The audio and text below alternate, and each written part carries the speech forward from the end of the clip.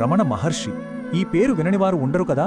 ఒక సాధారణ అబ్బాయి గొప్ప ఆధ్యాత్మిక గురువుగా ఎలా మారాడో ఈ విశ్లేషణలో తెలుసుకుందాం. నేను ఎవరు? కేవలం ఈ ఒక్క ప్రశ్న ఆయన జీవిత గమనాన్నే పూర్తిగా మార్చేసింది. అదేంటో ఇప్పుడు చూద్దాం.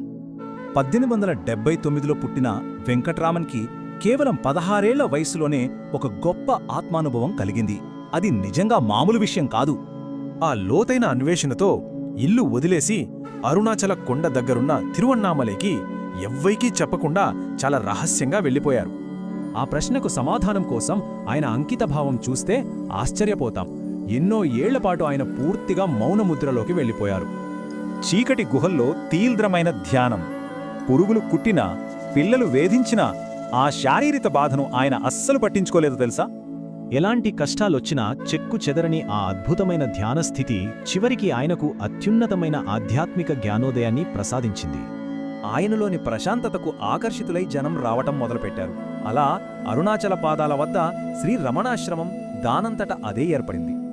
ఆయన సమక్షంలో మౌనంగా కూర్చుని ధ్యానం చేయడానికి ప్రపంచం నలుమూలల నుండి ఎంతోమంది అన్వేషకులు అక్కడికి క్యూ కట్టారు.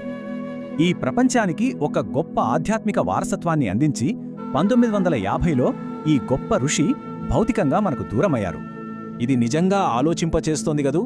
నేను ఎవరు అనే ఒక చిన్న ప్రశ్న ఒక మనిషి జీవితాన్నే ఎంత అద్భుతంగా మార్చేసిందో.